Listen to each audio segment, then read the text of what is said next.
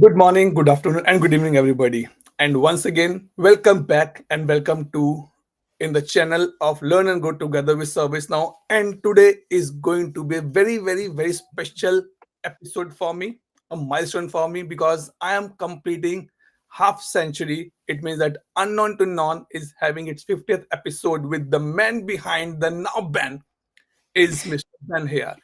Hi, Ben. Good morning and welcome in the channel. Welcome in the podcast. How are you doing today? Really good. Thank you very much. It's a sunny morning in the UK, so that's rare. So very happy and happy to be here as well. Really appreciate you inviting me along at all. Yes, I can say yes. After a week, I guess we have a very good sun outside. So after this podcast, I'm planning to be go out with my kids and little bit enjoy the sunshine as well. Nice. Okay, Same so here. Ben, we'll start with your introduction. We'll take the things on your perspective. We discuss more about your journey, your life. Now, Ben, who is Ben, and everything up all together. But before that, as a tradition in the podcast, what I follow, let's take 10-20 second pause.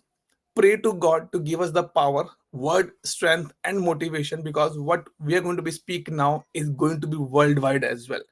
People will watch this podcast later on as well. People are live as well with me. My daily viewer, my subscribers are live with me now. So we'll pray for 10-20 seconds and then we'll start the formal session as well. Okay.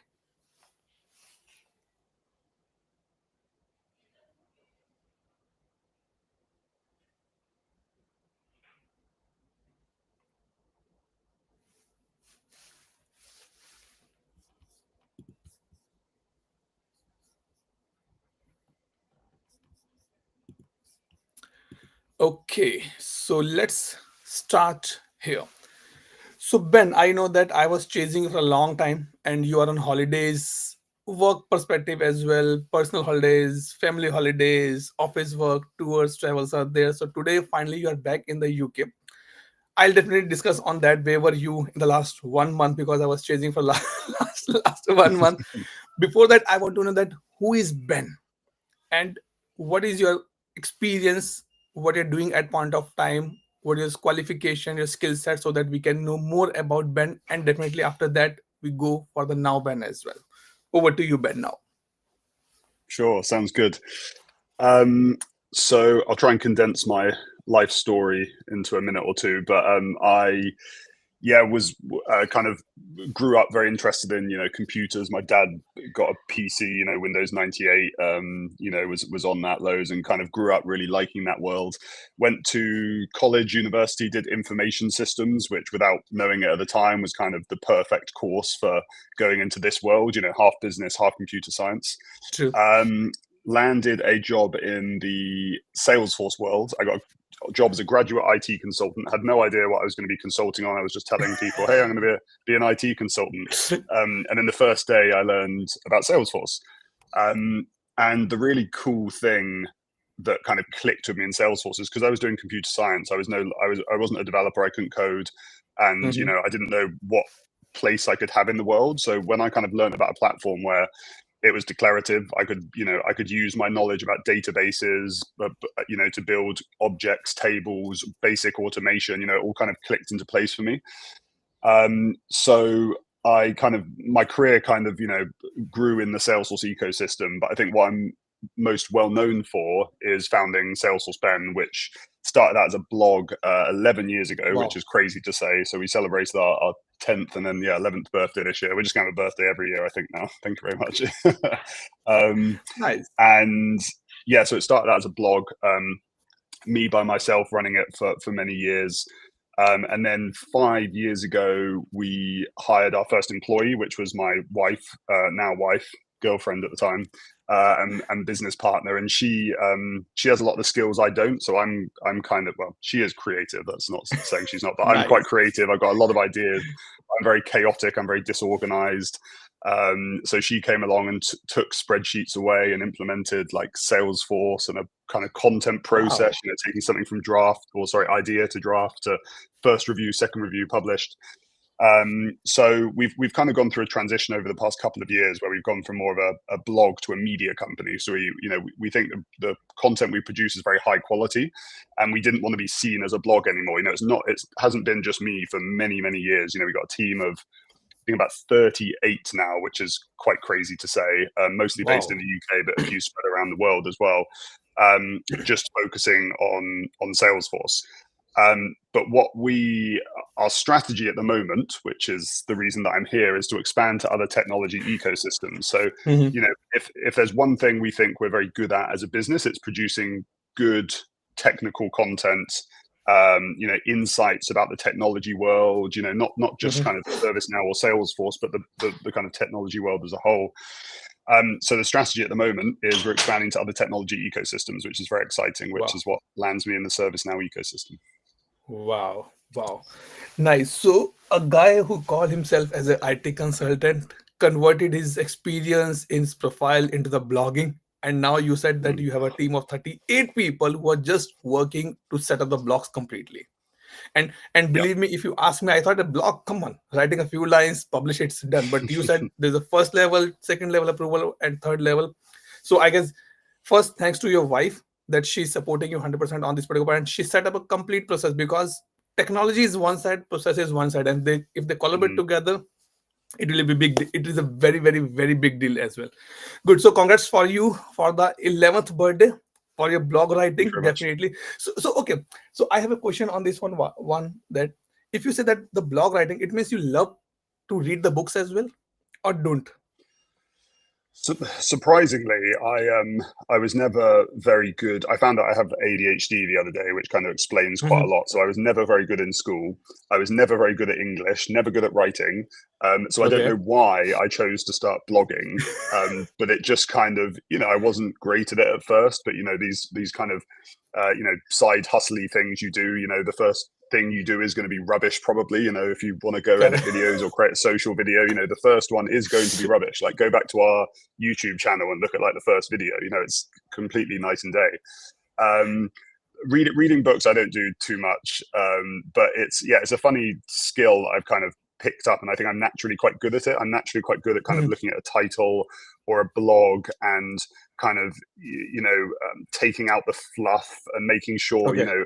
my kind of approach to content is to say the most in the least amount of words, Wow. which is something that I think is quite a powerful skill in the world of AI, because AI loves to write fluff just about nothing. Correct. Now you bring another point that AI. Okay, I'll come to the AI as well. But before that, I want to be know that how was experience with the Salesforce specifically, because you said that you started your career as in the Salesforce as an IT consultant, and your dad gave you a PC. So how that journey was like a painful, easy, or you think no, let's move out from this one and let's go some other domain. How was that journey? I mean, I loved. I've always loved the Salesforce ecosystem. Mhm. Still love it a lot. I think in one sense, I think I was kind of right place, right time. So I mean, in my kind of career, I mean, they say like what uh, luck is like a mix of opportunity plus preparation or something like that. So maybe not complete luck, but um, in the period between, if you look at like last 10 years, let's say, of my career, Salesforce took up like this. Salesforce were growing at solid 25% year over year, exactly where ServiceNow are now. Salesforce has slowed down in growth. ServiceNow is still in that really good band. Yeah. So I went from kind of consultant to Salesforce admin. Then I worked for an ISV called Conga. So they do document Okay. generation, or they still do document generation. I joined when they were like 40 people, and now they're about 3,000, I think, because they've Oh acquired my God. companies like crazy. Um, Nice. then I went to be a consultant at a new startup. So it was a Berlin based consultancy, but they had offices in Spain and the UK. And I joined as like the fourth employee in this London based office. And then one person left, and then the managing director left. So there was two of us left, and I got promoted by default.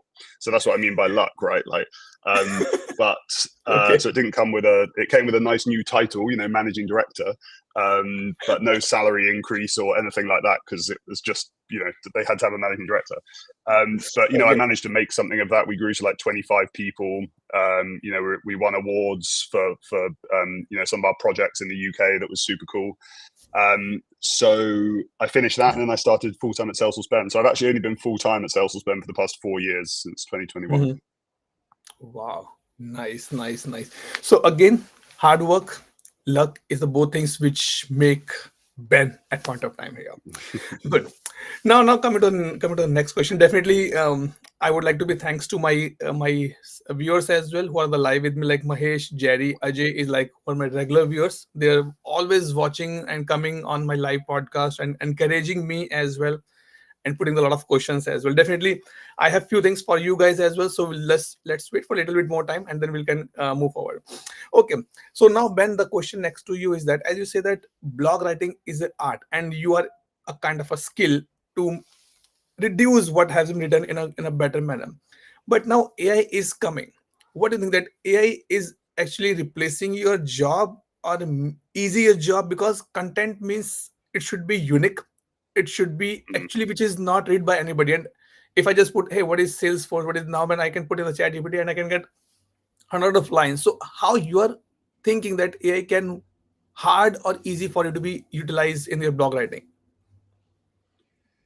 Yeah, it's a really interesting question, and it's something that I think about quite a lot. I mean, I remember like, what was it? ChatGPT came out 3 years ago, right? And then I remember everyone saying like, oh, this job is going to go. Content writers no longer have a job. Da da da.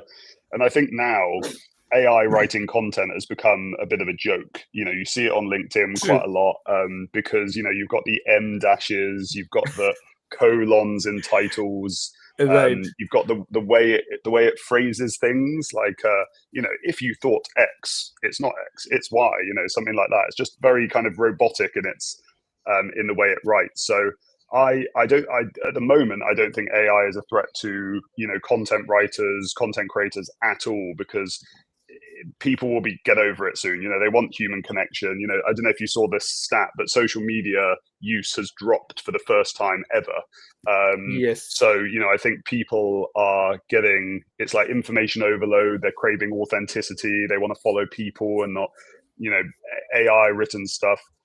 But saying that, AI I think can be an extremely effective tool for research, creating content, not creating content, but I don't know, summarizing a PDF report or something like that, or inspiration for titles. But we do tell our team and also anyone that submits posts for us, it cannot be AI written. We get some people who maybe write a post and then Mhm. put it through AI and say, clean it up or whatever. And what that does is it removes all the human All the touches from cues. that post. True. And then it just sounds AI written. So, I replied to someone, I go, we can't really post this. It's written by AI. And they go, well, it was written by me, but I put it through AI. And I'm just like, Mm. it's kind of, it's, Wow. yeah, it's a bit of a tricky thing at the moment, because I get everyone isn't a good content writer, but I think it's a very, Correct. very strong skill to learn. And the final thing I'll say on it is AI. I'm very bullish on AI, right? I don't think it's just hype. But saying that, I don't think AI will get so good that it will be able to look at a sentence and go, a human would like reading this. Do you know what I mean? Like, I think it's just, Correct. I can't work out in my head how that's possible, but it might happen. And if it does happen, then it gets a bit dangerous, I think, for content creators. No, no. 100% agree. And I even have had this issue a lot of time that sometimes I put a lot of posts on the LinkedIn. I write my words and then I put on the AI. It's completely take the human feeling, Mm, human thoughts, and just put the fancy words and which I don't like to be put it there. Then I have to be go back yeah. again to my content, write it completely, and then put it there. Good. Now, the next question to you might be I can ask Ajay, Nafisat, or Jerry or Mahesh. If you have any question, you can put in the chat window as well. We can discuss with Ben because Ben is coming with a good experience and definitely working in a very different side of the industry. That is not the IT, I can say, not a fixing the code or putting the things in the Mm. production, but he's working on the content writing or the blog side. Okay. So next question, Ben, to you that how and why you think that it's time to be go into ServiceNow ecosystem as well, and let's create a content on that part because you're working the Salesforce, it's all settled down here, you are be having good hands on there, have a good team here, but why ServiceNow at one this time now? So, I mean, from a business point of view, I'm quite an entrepreneurial guy. Like I'm one of Mhm. the people who I used to like sneak out of school and buy ice creams and then come back into school and sell them, or trying to do stuff on the internet from an early age. So I always want to grow things, and trying to create new brands and communities and amazing things, but also in a sustainable way. So we're completely bootstrapped. We don't have any investors. We've got a really great culture inside of the company that I'm really proud of, and I want to grow that team. And it's so good to see, like, people who have joined us as graduates and now they're kind of managers and stuff like that in the space of 2 or 3 years.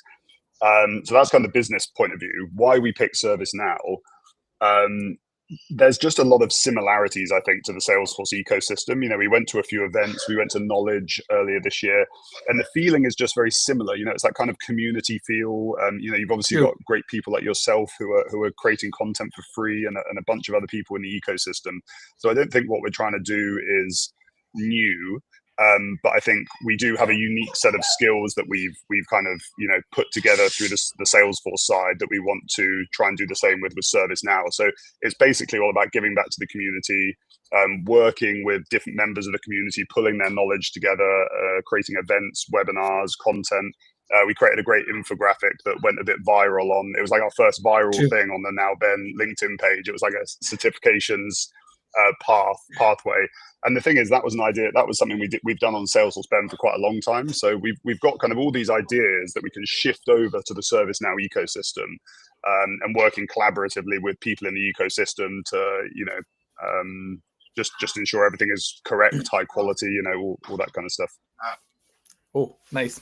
So definitely I saw your that LinkedIn post of the certification, and believe me, when I saw yesterday, it was like a 42 repost and I guess 33 comments on that. I was, wow, that infographic is giving, I guess, without, there's no need to be open the document completely, just see this the infographic, and you all done that where you want to go and what is giving on this particular part. Okay, nice. Now one more point to you as you pick up the questions of the knowledge and sorry service now events as well. But before that, I just noticed, and might be you are the right person to give the answer, might be you, if you have any plans you can let us know. If no plans in the future pipeline, just also let us know. I see that now Ben, or the Ben is sorry, now Ben is only be mainly on the blog writing at point of time. Do you have any Hmm. plan to come on the video blogging as well, kind of video related Yeah. content? Yeah, 100%. So, I mean, if the way that our team is set up inside of Salesforce is, we have lots of independent teams, video team, content team, technical team, and we're doing on the Salesforce side, we're doing webinars, we're doing physical events, we're doing roundtables, we're doing YouTube. We're about to start doing animation as well, which I'm quite excited about. So, kind of taking Wow. complicated concepts and animating them to make them simple. So yes, 100%. We launched NowBen. I think it was in May, Mhm. and it was kind of a soft launch, so we didn't really kind of do too much about it. We just wanted to get started, get to know the community, and ensure this was kind of the right thing for us, and we thought we could add value. So yeah, we're starting to ramp things up a bit now, and you will see a lot more over the coming 6 months or so. That's nice. So might be 2026 will bring a lot of new things for people like me, because I don't love writing. To be to be clear, I love to create the videos, and definitely if Mm. some I got a new platform as well to be share my knowledge, happy to be in this particular part. And also to my viewers, if you're watching or rewatching it again, I put the website nowben.com. You can go there and you can explore the website, and you can see that what Nowben is doing at point of time, what type of content they have. Definitely I read a lot of content. I guess there's a one of MEP Mahati, she put a lot of content there, so I read that one. It's look very good, so you also can give a try on this particular part. And in a few minutes I'm going to be share the link. If you want to collaborate, if you want to be write something for on the Nowben website, you can fill that form and you can mention my name as a referral. That's totally fine. Mm. Okay, coming to you now, Ben, again. So you said that you went to the knowledge as well, ServiceNow events as well, right? How was your experience in the knowledge? Is what your first event in ServiceNow, you or you attended many events earlier as well? No, that was the first event. So our team has gone to quite a lot of events. The user groups that have happened around London, and the World Forum as well. I think was 2 weeks Yes, ago, something like that. 2 weeks back. Yep, Um, so 15th. we're really trying to embed ourselves in the community and get to know people and understand people's what they want to see out of the brands really. But Knowledge was great. I loved it. I just went to Dreamforce 2 weeks ago, and that was my ninth Dreamforce, I think. So Wow. it was quite nice to go to another. I love Dreamforce, don't get me wrong, it's incredible, but it was nice to go to a new conference. It's very similar in a lot of ways. Like Colin Fleming, who's the CMO of ServiceNow, he came from an executive leadership role at Salesforce. So I think he's injected kind of some of his knowledge to just create a really kind of really beautiful looking conference. A lot of different areas. It's not just panels or presentations or demos. They had the interactive creator con, was it called? I can't remember. They had Yes, where you could CreatorCon, make right? like the comic Comic art, card, right? and It's no, not what was it? actually a comic art, but it's like a AI Baseball avatar kind card. of things. Yes. Yeah. So they had that, and they had people, ways to meet people and connect with people, and the fact it was in Vegas was a big bonus for me because I just love Vegas. So, and it was, Ah, just a super cool place to have a conference. So much fun, so much to do, loads of happy hours, networking, lunches, and yeah. things like that. So yeah, really, really great conference. So I guess you're talking about this thing, right? Exactly, that's the one. Yes. This is Mine never this got is the printed out. I didn't. I submitted it, and then I went to them, and they were like, "You have to wait longer," and I was a bit yes. gutted. So Looks great though. definitely for that you have to be wait, because as soon as either in the World Forum, this time also when the World Forum in the CreatorCon in the Knowledge as well, this booth get open. There's a huge queue in the Yeah, for the people to get all these things to be done. And definitely I got it from ServiceNow because I'm MVP. So I still have this one when I go for any event. I keep it with me. It's look good. Definitely you have to put little efforts to get it done now. yeah. I need mine. That's nice. Okay, you said that you love Vegas. Why you love Mm. Vegas? Uh, I just like kind of very high energy Okay. events or cities or anything like that. I like. I'm actually starting another brand as well, which is called Lab.club. So it's all about the electronic music space. So Oh, electronic music is like a passion of mine. So I love going to kind of live events. The lights and the sound system and the wow. production of the event is something that I'm quite into. So Vegas is, yeah, I mean, there's just so much to do, right? Like I can understand how some people can really hate it because it's so overwhelming. But it's True. just like nowhere else on earth. So I love it. Nice, nice, nice. So hopefully I'll see you again in the knowledge for 2026 as well, and then we Yeah, can do a definitely. in person. Yeah. Okay. Yeah, I in was person having a question podcast. that this the term now Ben. So this Ben you have picked up from your name, or it is given by your wife? Hey, why don't you start on your name? This Ben brand, or there's some Yeah. story behind that. Might be it's like a beans, like coffee beans kind of thing. Then you don't know coffee beans. Let's put a Ben bean from there. So what is Un- the reason behind that? Unfortunately, not. It's just as it says on the tin. So to be honest, like I I kind of have a love hate relationship with the name because like Okay. I get a lot of credit which shouldn't go to me. It should go to other people because people are just like, oh, in the early days they would tag me in a post that I hadn't written and go like, thank you to Ben McCarthy for this post. So it, it is good in some ways. I think one of the big reasons the blog did so well is because there was a human behind it. It wasn't just True. some sort of company name and you didn't know who was behind it. There was a human in it, and it was almost like my personal brand initially, and obviously it's grown to more of a company and gone beyond my personal brand. With NowBen, I wasn't. I actually came up with a bunch of names which didn't have my name in because I didn't. I was just like, I don't know if I, wanted. And it seems a Okay. bit. It seems a bit self indulgent as well. Like I'll write. I'll name a company after my name. But the thing that I think is good about it is ties it with the previous brand. And although Salesforce and ServiceNow are competitors and they're completely different, people are aware about both ecosystems. So I think it's nice to have a word to tie things together. So when we launch Exciting. our next publication, which could be in, HubSpot or Snowflake or Databricks or something like that, we'll probably use Ben again. But Okay. not because I love my name so much, more just to tie the brands together. Okay. Nice story. That's an interesting one. Okay. Now one more, definitely I have a lot of questions because this session is about unknown to known, because as of now you're totally unknown to me and I want to be know a lot about yourself as well. Okay. So when you started this journey with the Salesforce, what are the struggling points you find out? Because nowadays, if you go in the market, there's a lot of content creators, a lot of people who Mm. have a brands as well. They charge it for writing, might be a one paragraph or one kind of a page as well. So what are the major challenge you find that, is it a good place you pick up, or you think that no, it's a bad place? So I want to understand your that journey, that how you go through that particular phase. Sorry, do you mean like growing the Salesforce S- Ben brand? s- Like what was a Correct, struggle and correct. what? Yes, what a Okay. struggle that, yeah. Because definitely by going sometime you are on the peak, then you just go in the downside as well, and you think no, let's close this part and let's start something new as well. So what was that challenges Oh, I you see. faced? Yeah.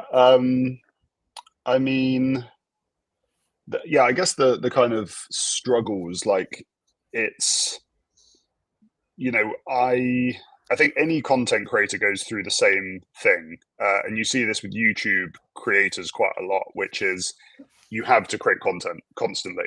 Correct. There's no option not to create content. Like this is what your audience expect, and you watch any video or you read any blog post about how do I become a creator. Da da da. It's all about consistency because consistency builds an audience. Consistency means you get better. So before, and we spoke about this just before you joined, right? You put in a huge amount of effort for this, for the community's benefit. Yeah. Um, and so keeping that going, keeping that consistency, it although now I've got a big team and I don't need to work on the weekends so much, 4 years ago or before four Mhm. years ago, it was only working on the weekend and evenings, couldn't work in work time. So yeah, that was a bit of a struggle, but I think from more of a business point of view, um, something that I've learned over the years is just making sure to focus. Like because I've got this entrepreneurial brain which is like full of ideas. If one thing's working well, I go, okay, what's the next thing? What's the next thing? What's the next thing? I True. constantly like move on to the next thing. But then I'm very lucky to have an advisor who is he used to work at Industry Dive, which is one of the biggest kind of new media companies that was sold to Informa for a huge amount of money. And what Mhm. he's trying to do is trying to get me to focus quite a lot. So if I go to him, hey, I want to do this new thing, and then he's just like, okay, what are the margins on that? How scalable is that? All these kinds of things. So an example of that is like launching a merch store to sell like Salesforce Right. merchandise because people quite like it. But like when you actually look into it, it's a huge amount of work to set up a shop, and then you have to deal with returns, 100%. and then you have to deal with shipping and taxes when you ship to other countries and all this kind of stuff. And it's just like, is our time best spent with that, or is it best spent on something else, which is a Something lot more else, right? beneficial to the business? Yeah. So yeah, no, it's. I mean, I've learned so. I've been doing this for 11 years now. So you do make a lot of mistakes and you learn from them, and it helps you with future ventures and stuff like that, which is why I'm so excited about NowBen and also my other separate thing, Lab.club. Just because I've made all the mistakes already, so we should be able to deliver value faster to our audience, basically. Nice thing. Okay, as you said that you are going to be pick up a few more lines on this particular, like data break you say, and music and laptops you say, music side you said. So definitely, if anybody interested in the music side, please follow Ben on the LinkedIn, because the posts are coming from him only, so that we can. Because I love music, definitely not that much, but definitely I want to be attend any event if you're doing on this particular part. Okay, one more thing for you. In the last 11 years, I want to be hear two experiences from your side. One experience that make you so proud of, yes, Ben, and you say Good, Ben, you have done very good for the community. That is the one. And second experience where people just criticize you like anything, and you think, come on, Ben, let's close this part and move out from this business and let's go for the other business. So these two experiences I want to hear from you, Ben. So, I mean, the good side, there's been so many.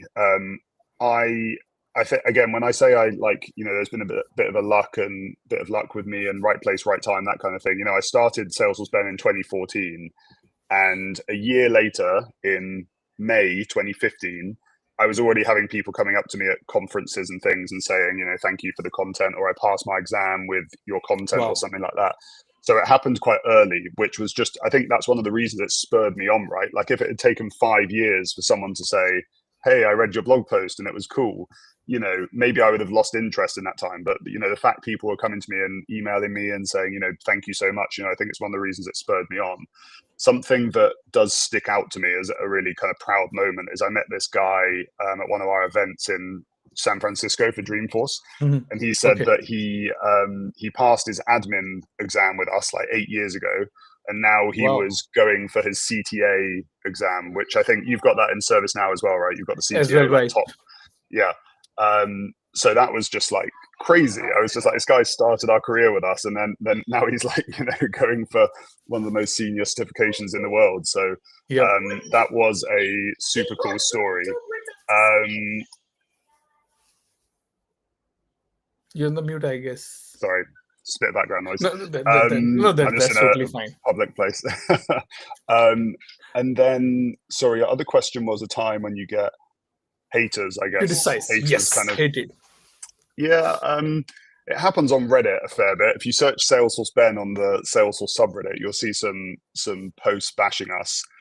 I wouldn't say there's ever been a moment where I've been Hmm. like, I want to pack this up, because it's something that I'm so proud of, and I understand the impact it has on people, and so I've never wanted to pack it up. But in all honesty, some of these Reddit threads that come up, I take it as feedback, because some of them make valid points True. that we have now implemented into, and of course on Reddit, it's if someone's hating on something, people love to jump on and go, ah. So you can obviously ignore some comments. It's Some right. of them are good opportunities for learning, I think. And if you're a creator, I think you need to be open to that. Especially if you're, I mean, if you're a creator, you're on a public platform, YouTube, Instagram, LinkedIn, whatever, and you will get Correct. some negative comments. You will get some ones which just aren't helpful, and then you will get some where you can actually have a think and go, what's their point here? Where are they coming from? And then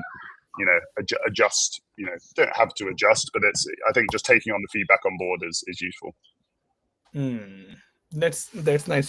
So any feedback which you think that yes, or every feedback is important according to you? Um, yeah, I would say so. It's something I would say we need to do better, actually. So it is kind of doing more regular surveys and feedback sessions with individual people from our audience, just Hmm. to understand that our content is the level it needs to be. There's nothing we're missing, that type of stuff. Yeah, I would say 100% it's important. I don't know if, like, you know, creators on Instagram do this. I guess maybe they use the data No. as feedback. Do you know what I mean? Like the, average time and stuff like that. I mean, that's something that we do as well, right? We look at average time on page, average watch time for videos quite a lot. And Hmm. that's feedback, right? That tells you exactly what people think of your content, if it's interesting or not, etc. If people are dropping off after 10 seconds, 15 seconds, Correct. it's not that interesting. Wow, interesting conversation. I'm getting a lot of things now. Now I'm coming to a very specific question because you say that it's a blog writing, and I guess there's a question put by Mahesh. Ben, can we expect more detailed end-to-end articles? There's a big gap in clear system integration content like info blocks, ServiceNow, anything around overall ServiceNow ecosystem. Might be topic for you. You can find if someone can write content for this one. Or Mahesh, if you have understanding, why not you write the content and send it to Ben, and he will review, polish it with the team, and then it can be get published. So let's you also start sharing the knowledge with Ben, and I'll already share the doc link. You can register on that doc link, and you can connect with the Now Ben team. Okay. Now I'm coming to the second part of this journey is content creation. Okay. My first question to you, that why you think that content creation is so important at point of time? What is your thoughts as a individual, not as a business side, but as an individual? Yeah, yeah. I think it's like, you could. I think our type of business is completely unique in the world. I don't think there are too many other businesses that do what we do. And you Mhm. could argue that maybe it's not an obvious business to do because, Salesforce put out content, they put help guides, they do this, they do that. But actually, if you look at the Salesforce ecosystem, it has grown so much bigger than Salesforce, the True. company. It's actually impossible for Salesforce to put out enough content to cater to everyone's needs. Like, absolutely impossible. They're not a content creation company; they're a SaaS True. company, same as ServiceNow. So although Salesforce have Trailhead and ServiceNow has the university, which is great, there's so much more to talk about. And if Mm. there's something which I've talked about this for quite a few for a couple of years now, which is we always used to promote Salesforce as a career, like, a lot. We say, hey, join as a Salesforce admin. It's all declarative. You can point and click, get your admin cert. Anyone can do it, which I think was true up until a point. Now you've got Salesforce orgs that are like 10, 15 years old. They're full of technical debt. They use like 10 different Salesforce products. They've got Right. integrations, da da da. It is no longer as simple as getting your admin cert, landing a Admin, job, right, because correct. orgs are just so complex. So I think because the orgs are so complex now, it just creates an even deeper need for individual experts that know about, you might have an integration expert, like, and Mahesh, by the way, yes, 100%, that type of content is something we're definitely looking to do.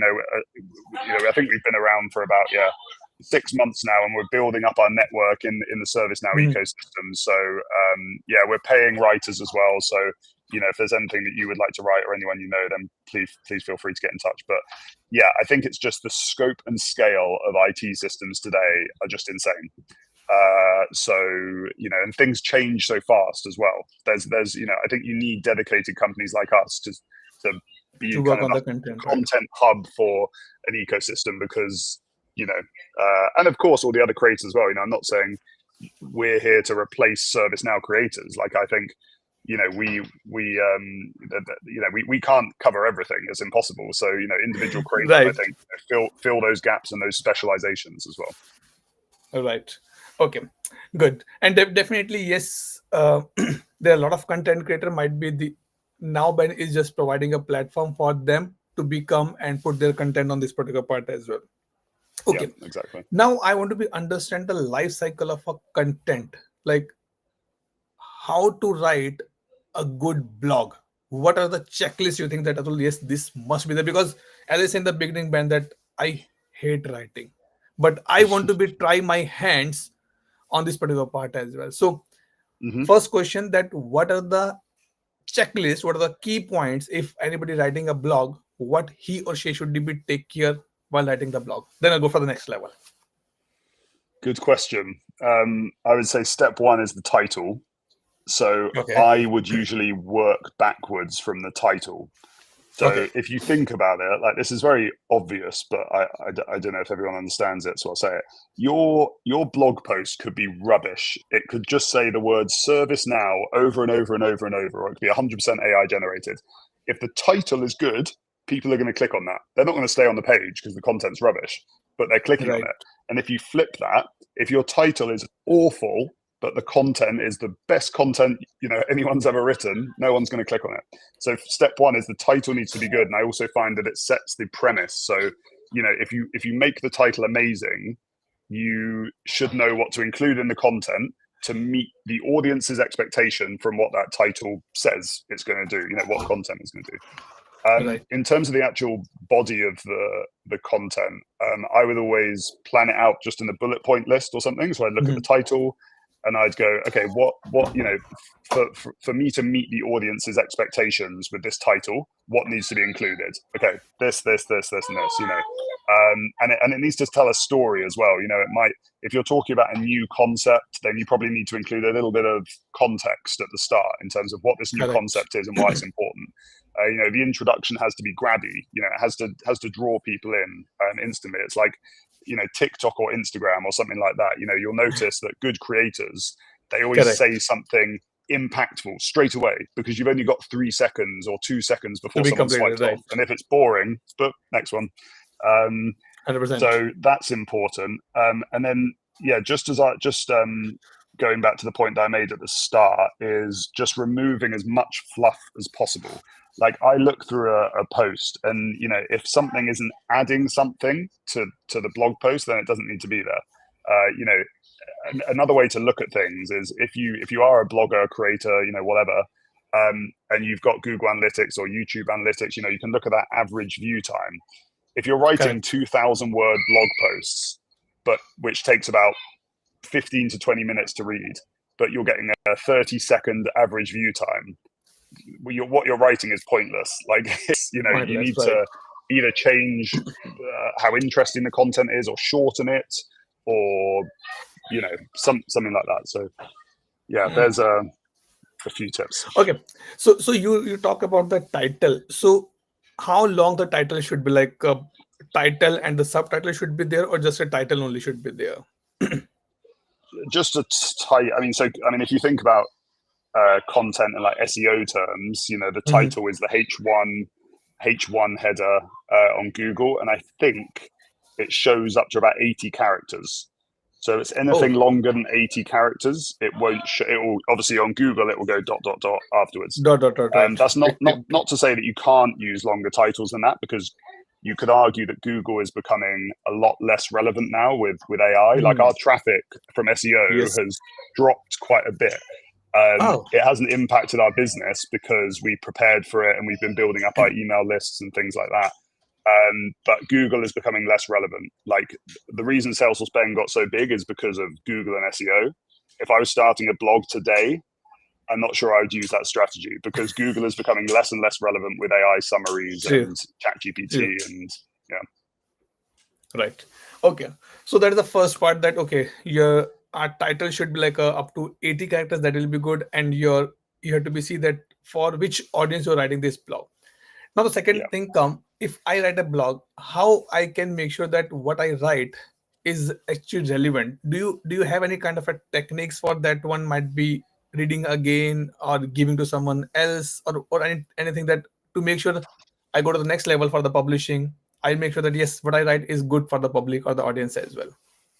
So you just said something which I forgot to include, which is the audience. That is step one. Like, it's so. I feel like if you look up any, how to become a blogger, how to become a creator, they'll always say the same stuff. But I don't know if people truly understand it. It's pick a niche, and then pick an audience and understand that audience, understand their wants, their needs, their pain points, how they think. So exactly as you said, I would read through it and put your, if you're a senior developer and you're writing something for a junior developer, how to get started as a ServiceNow developer or Mm, something like that, you need to put yourselves in their shoes and read through it like you had just started your career and you were interested in this. If you're using loads of advanced terminology and concepts that people don't understand, and it's written for a senior developer audience, not a junior one, then it's obviously not gonna, it's not gonna resonate. And someone junior might start reading and think it's right. too complicated and just drop off. So yeah, 100%. I always do that. Like, anything I write, I read through from a perspective of someone else, just to make sure that it's on point and it's not going to come across wrong or offensive. This isn't in a blog post, but like Right. in a Yep. controversial LinkedIn status or something, you obviously don't want to offend True. anyone. So yeah. Okay, because why I have these questions. I, as you know, that I completed my doctorate in this year only, and definitely write the research papers as well. And while writing the research paper, these things come in the very broader manner that you have to take care of these parts. Okay, one more question: if anybody is writing a blog post, do you think that adding a picture has a more value, or there should not be any picture in the blog post? Yeah, 100%. My kind of approach to, if you think of a blog post, like, if you've written it, again, an extreme example, but a 2,000 word blog post, and it's just paragraph, paragraph, paragraph, paragraph, paragraph, like it's just not interesting. If you look at any other, if you compare it to like a really engaging social video or something, Mhm. what are they going to prefer? Reading your 2,000 word blog post with no images, no bullet points, no nothing, or this engaging video, like 100% the engaging video. That's not to say blog posts aren't relevant anymore. Like, of course they are, but they've Right. got to have, I don't like just a wall of text. It's got to be separated into nice, bullet points or numbered lists or images or just anything that backs up the points that you're saying, really. Correct. Okay. And you put a one more point, that infographic images. What is it, infographic images? Because Mm. I'm not a designer who can create a different image or something. Definitely, I go to the internet and I search something for that part. So, do you think that how a normal blog content creator like me, if I want to be starting the blogging, that how I can create the images? Shall I pick up something from internet and mix it up, or what is the best way to do this particular part? Yeah, you made me think actually, because like infographics used to be huge. Like, I don't know, like 5 years ago or something, there was loads of infographics everywhere. Yup. But I don't see them at all now, and the ones I do see aren't too great. But I think, if you're looking to produce an infographic, it should be on something complicated that is hard to understand and can be simplified through an image. If you think about so the one we created, that was the certification pathways, so all the different Right. pathways you need to become a CTA, ServiceNow CTA. To explain that on a video would take ages. To True. explain that on a blog post would take ages. But if you just look at this graphic, boom, done. Like, you can understand it in a minute or Correct. something. So yeah, I would say any concepts which are pretty complicated, it could be like the ServiceNow security model, or a landscape of how different ServiceNow products work with each other. Like, all this kind of stuff is very easily explained in, maybe not easily explained, but at a high level High level, explained in an right? infographic. Okay, nice. Yeah. Because when I saw this your certification infographic, it reminds me London YouTube map completely Elizabeth line. Oh, yeah. I Yeah, said, I wow, didn't see that before, but you turn it like that, and then it's yes, yeah. it's become that one. Okay, so another question put by Jenny, and definitely this is another question from my side. So, what do you think that if I'm reaching out to you, that how many phases you have for the approval before it go for the publishing? Like, you just review it, or you make it as a little bit more good format as well? So how that process work if I submit my initial blog to you? It's a good question. I don't actually know, because I'm not in the weeds with the content operations team. But I would imagine, so it's usually like someone submits an idea, they submit a draft, and then it will go to a first review, which is a technical review. Mhm. So a technical individual, whether they're ServiceNow or Salesforce, will review the article, make sure it's up to scratch, make sure it's relevant, right for the audience, all that kind of stuff. And then they'll comment on the Google Doc and send back any feedback for the writer to implement. It might go through another round of that if our content team isn't too happy, and then it will go to second approval, which is the content team. So this is Okay. spelling, grammar, formatting, those types of things. But it's not some long drawn out process. A lot of the writers we work with on a regular basis understand how we work and what our expectations are. Our expectations are quite high, because we want to deliver something good to our audience, and we want it to Mhm. be as perfect as possible. But yeah, someone submits a draft, maybe two or three iterations, but it's not redesign the whole thing. It's just changing parts, adding bits, adding an image, things like that. Okay. So if I just to be conclude this particular part, that almost like three level of approval, it not approval I can say, but three level of iteration it go for the final publishing of the content as well.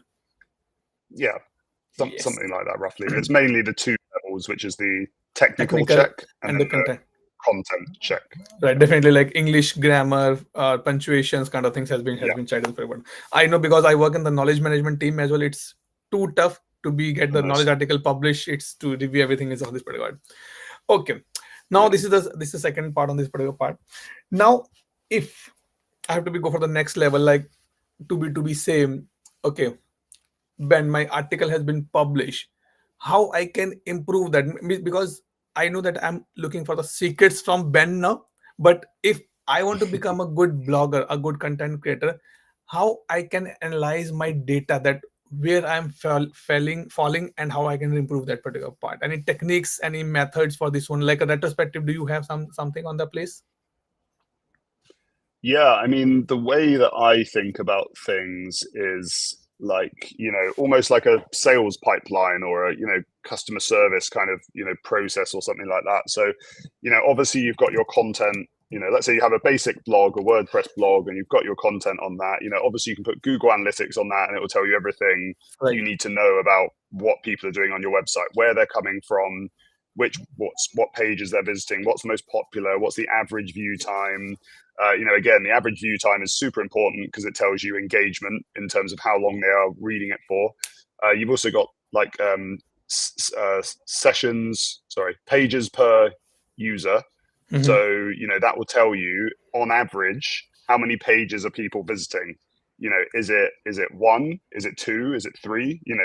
I think ours is two, I think, which is pretty okay. Okay. Could be higher. But that's quite good. But then the other side of it is obviously when you've got your content on your website, you can measure all that. But what you need to do is you need to direct people to it. People aren't just going to find it randomly. You need to direct it, whether it's from email, from social media, from Right. paid, possibly from videos, from social media, anything like this. And then it's just a case of understanding what are your best channels. Because I mean, I'm not sure I'd recommend people to do more than one to start off with. I Mhm. would say if you're a B2B creator, stick with LinkedIn for now. Okay. It's obviously the best one by far. And just measuring kind of the pipeline. So how are people getting there? Are they, and then, yeah, how well are they engaging with the content? Nice. Good. Okay, one question coming from Jerry, that do you have articles in the different languages? Because specifically, like I can take example of Salesforce, ServiceNow, both are the global company and multiple places they will be working. So, or do you have any plan for the same or not? We haven't, so we haven't done it on the Salesforce Ben side. Mm-hmm. Um, it has come up in conversations before, but to be honest, I don't really, obviously with like Google Translate and stuff like that in the browser, I don't know if I would imagine that's not done perfectly because I know, Yes. people in, you know, South America or India or, whoever probably read content in a local language from a local language website, rather than using, BBC, which then translates it or something like Right. that. I would like to know. I'd like to know more though. I'd like to know what the friction points are with a tool, with Mhm. an automatic translation tool, because it's something we definitely could consider, but it's quite a lot of work, I think. But True. if there is a need and a value provided to the community, then yeah, we can definitely look into Yep. it. And also, like a follow-up question from Jerry on the not similar part, but something different topic. Do you have anything kind of accessibility check, like before it go for the publishing? Because I'm sure that the articles are not only read by the human with the god grace, it's all set, but there are some accessibility problems as well. I don't know if there's a problem, but yes, accessibility is there. So do you have any kind of a checks on that particular part as well?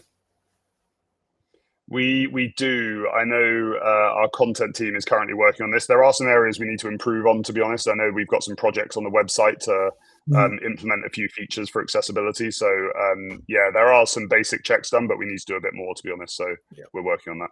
Wow. So I'm sure that you're getting a lot of new feedbacks from here as well. Not the hating feedbacks, but a Yeah, pleasant yeah, feedbacks yeah. No, to it's great. Yeah, to no, thank you, appreciate more. Jerry, for your questions. They're great. Yeah. So Jerry is one of my regular, I can say, viewer, and we are the good friends as well. We done a lot of collaboration together on the service now community perspective, and doing a lot of videos as well on together on this particular. Okay. Now we have just 6 minutes left on this particular part, and I know that already a lot of people put out a question as well. Now the last question to you: what are your thoughts for a normal human being to start a blog? That shall I start this as my career? Shall I start this as my hobby? Or shall I not start anything on this particular part? What is your thoughts on this particular area? It's a good question. Um, I think it depends on what you're good at and what you're interested in, because some people can't stand social media, and like I've got some friends who just don't post on social media ever because it's never interested them. They've got it and they follow people, but they never ever post. Hmm. Um, and I'm sure there's people watching this who love to be on camera, and I'm sure there's people who would hate being on camera. Right. So if you would hate being on camera, then you can write a blog. I would say content creation on social media such as TikTok or Instagram is probably or LinkedIn is probably way easier to build a following than doing a blog, Blog, because right. there are benefits to a blog. Like, you own that blog. No one can take that away from you. If Correct. you build an email list, you own that email list. You own it. If you're on Correct. any social media network, you do not own your audience. Like, you are, the algorithm changes one day, and suddenly no one reads your content anymore. Correct. That's an extreme example. However, it is faster to build an audience. If you look at TikTok, the way they deliver content to you is like, it's such an innovative idea, even though it's so True. basic when it came out. So, if you create good content on TikTok, you can blow up overnight, and there are plenty of stories of that happening. So yeah, I'm not sure. I forgot what the initial question is. I'm sorry. So okay. So initial question was that shall anybody start a career in the blog writing or Okay. not? Yeah, so it's definitely harder, I would say, than social media, Okay. but the long-term benefits can be a lot greater. Nice. Okay. Any last thought, any last guidance, any last feedback which you want to give to the viewers, that if they want to start with the blog writing, they want to be starting the content. I'll not say blog writing is the only one part, but content creation is a very big and wide, very deep sea as well. Any last words on this particular part? I would say if you're slightly interested in it, then do it, because, like, yes, it's time consuming. Yes, your first content, whether it's a blog or a video, will probably be rubbish, but that's absolutely fine. Like, I know some people have a bit of a fear of posting on social media because people might make jokes or tell them it's rubbish or whatever like that. People aren't going to do that for your first post. Like, you know what I mean? Like, there shouldn't really be a fear. Your network will support you, and they will read it, and they will like it, and they'll True. share it.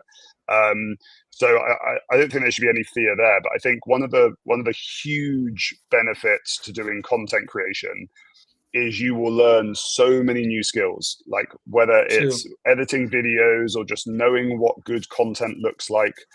Um, you will pick up skills, and it's not. I know people on this call are probably technical, so you're probably not going to want to go down the role of being a full-time video editor. Right. But at the same time, if you can edit your own videos and put them out and build a following and build a personal brand, that can massively help you in your career. If you're a well-known face, it will help you get a better job, and maybe in the future you can be a full-time creator. Wow. That's possible as well. I did Okay. just see Jerry's question. Yes. Do you have any advice, as you mentioned, the different platforms like TikTok, YouTube, and LinkedIn, on where you should focus the content? I would say TikTok is more focused to different audience type. What are your thoughts in that? It's a good point. I mean, obviously, we all know LinkedIn. LinkedIn is Yep. great. However, the algorithm is harder. Like, a couple of years ago, they changed their algorithm to keep people on the site. So if you're producing Correct. videos from LinkedIn, they are going to do much better than if you're linking out to a blog post, because LinkedIn doesn't like that. They want to keep you on the platform. Platform, right. YouTube is great. I mean, I mean, YouTube has already overtaken TV. I think as a channel. Yes. I mean, more people watch YouTube than TV. Crazy. I think that trend is going to increase. Like, the amount of YouTube I watch now on my TV compared to a year ago is crazy. And it's not just fun stuff. I watch business stuff, and, well, I find business fun, but it's not just like consumer stuff. TikTok's an interesting one. Yes, it is. It is seen as very Gen Z. It's seen as stupid dances or whatever. But those Gen Z people who are posting dancing videos are soon, well, they're already in the working world.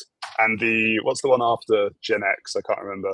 But the ones that are like 13, 14, 15 now, they will be in the working world soon. Like TikTok is going to change, I Yep. think, in terms of, and it's also the algorithm is so powerful. If you have, there are lots of business people on there, and True. business people will watch stuff. There are plenty of business, creators on TikTok. One of the best examples is Miss XL. So she is a XL creator. Like she creates like videos on tips and tricks for XL, and she Wow. makes like so much money, it's insane. Just from Wow. XL, and she blew up on TikTok and Instagram. So it can be done even with something as mundane as XL. Oh wow, that's nice. And definitely just to be add on this part, I attended a YouTube event on 2 days back in London itself, and I saw a lot of people who are like a doing any kind of a content creation. They are be historic perspective, they are doing some kind of English speaking perspective, and they're doing business as well. So I say, wow, that's what the, as I said, that now YouTube is the first TV, not the actual TV. It's the first TV for everybody because everybody watch Mm. YouTube more than the TV as well. Yep. Yeah. Okay, there's a new craze where my son is saying six, six. Come on, Jerry. I still don't know that what is the meaning of 6 and 7. My son also says 6 and 7. They say, Dad, it's just a slang. I don't know what this mean and from where the people are getting on this particular one. Yeah, I have no idea. Last week it was Group 7. Like loads of like Yes. videos were going, "Hey, if you're watching this, you're in Group 7. Welcome to the club." And I'm just like, "What is going on?" The internet's a weird place. It's hard to keep up. Yes. I echo with you, Zari, that it's craze of the 6 and 7. Okay, so Ben, before I formally close this session, I would like to be take a 10-20 second pause again. Let's thanks to the God because He gave us the power, word, and strength, and we are able to speak for last 1 hour, able to share our knowledge, experience, and our journey with everybody. And then I'll formally close the session as well. Just to request, just 10-20 second pause, then we close it.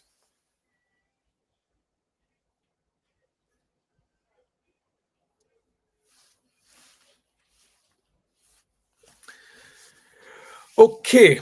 So before I say thanks to you, Ben, I would like to say thanks to my viewer first, Jerry, Mahesh, Ajay, Nafisat. Thank you so much for joining this call. Even I guess Yash also joined this session. Thank you so much, Jerry. If you get the meaning of 6 and 7, please let me know as well so that I can know. And Ben, thank you so much for coming on the podcast and making this half century actually a very beautiful way. I'm happy to be invite you on the channel. You're the first biggest I can say guest on my channel who's saying CEO, and that's a pleasure for me to invite you as well. Okay, let's keep this conversation going on. We'll connect again on some other day with you, Ben. Until the time, take Yeah, care. And once again, thank you so much for your time. Enjoy your yeah, weekend no now. worries. Take rest. I know from the last 1 month you're traveling from multiple cities, multiple countries, multiple flights as well. So now it's time to Mm. take rest as well. And thank you so much, everybody. Take care and bye bye. Yeah, thank you. Bye bye.